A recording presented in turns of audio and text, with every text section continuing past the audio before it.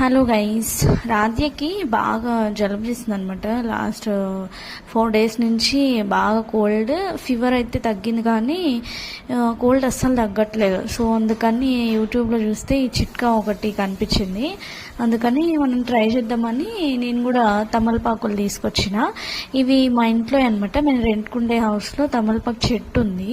మీకు ఈసారి ఎప్పుడైనా చూపిస్తే చాలా బాగుంటుంది. చెట్టు చూడడానికి బాగుంటుంది, దాని స్మెల్ కూడా మంచి స్మెల్ వస్తుంది.